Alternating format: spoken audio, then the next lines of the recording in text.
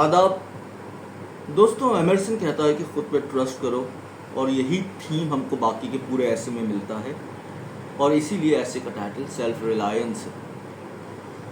लेकिन एमरसन को मिसअंडरस्टैंड करने के काफ़ी कवि इम्कानात हैं।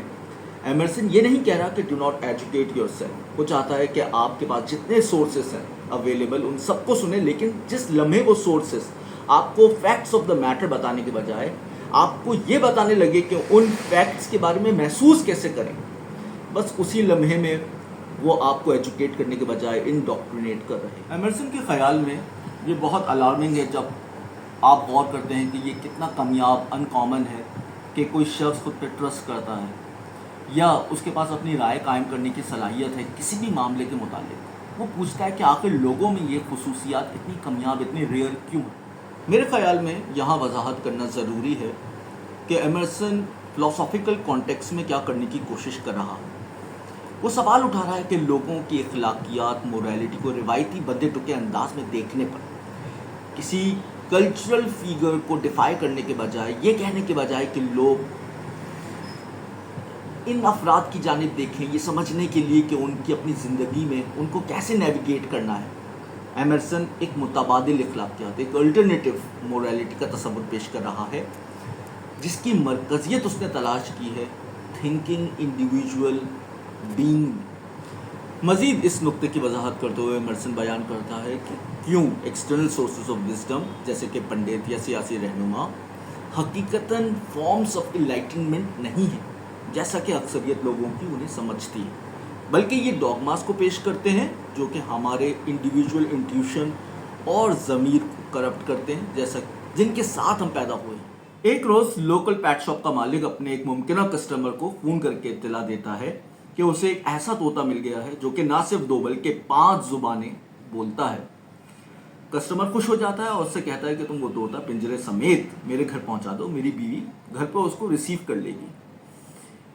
वो खरीदार जब घर पहुंचता है तो शाम हो चुकी होती है और बीवी से डिनर मांगता है, तो वो जवाब देती है कि तुम क्यों पूछ रहे हो, तुमने ही तो भेजा था तोता दोपहर को घर। क्या तुम्हारा मतलब है तुमने तोते को पका दिया जिसको मैं इतने अरसे से तलाश कर रहा था? क्या तुम्हें पता है कि वो 5 ज़ुबानें बोल सकता था? बीवी मासूमियत से पूछती है कि फिर वो बोला क्यों नहीं। मेरे दोस्तों, हमारे अक्सर स्कॉलर्स भी तोतों की तरह हैं। वो बिल्कुल भी ज़हीन नहीं है, वो बहुत वेल इन्फॉर्म्ड है लेकिन इंतहाई स्टूपिड। ये एक अहम सवाल है एमरसन के लिए। वो समझता है कि हम इंडिविजुअल्स के तौर पर आगाज़ करते हैं। मिसाल के तौर पे बच्चे, एक बच्चा नेचुरली नॉन कॉन्फॉर्मिस्ट है हर उस चीज़ के लिए जो उसके वालिदैन या सोसाइटी उसको समझाती है ये ठीक या सही तरीका है महसूस करने का। जब एक 5 साल बच्चा बगैर पूछे अडल्ट्स के कमरे में आ जाता है तो वो अपनी रेपुटेशन के लिए तरद्दुद नहीं करता, या उसे ये परेशानी लाहक नहीं है कि उसकी नौकरी छूट जाएगी। ना ही उसे ये फिक्र है कि वो एक मखसूस गिरोह की डेलिकेट सेंसिबिलिटीज़ को ऑफेंड कर रहा है, जो भी नैरेटिव दुनिया के बारे में उनको कंफर्टेबल कर। बच्चे केयर नहीं करते कि वो सोशली एग्रीड नॉर्म्स को फॉलो करते हैं या नहीं। सही हो या गलत, वो अपनी ही ड्रम की बीट पे मार्च करते हैं। और ऐसा भी नहीं कि एमरसन उन लोगों का दिफा कर रहा है जो इंडिपेंडेंटली अनफाउंडेड क्लेम्स कर रहे हैं। वो सिर्फ डिफेंड कर रहा है सेल्फ रिलायंस की स्पिरिट को। वो इस बात की तरफ इशारा कर रहा है कि एक वाज़ेह फ़र्क है बच्चों में और कॉशियस अडल्ट, बच्चे जिनके ओपिनियंस किसी सिचुएशन के हवाले से ख़रीदे नहीं जा सकते, और वो मोहतात बालिग अफराद जो अपनी नेक नामी या ग्रुप आइडेंटिटी यानी ग्रोही शनाख्त के हवाले से खौफज़दा है।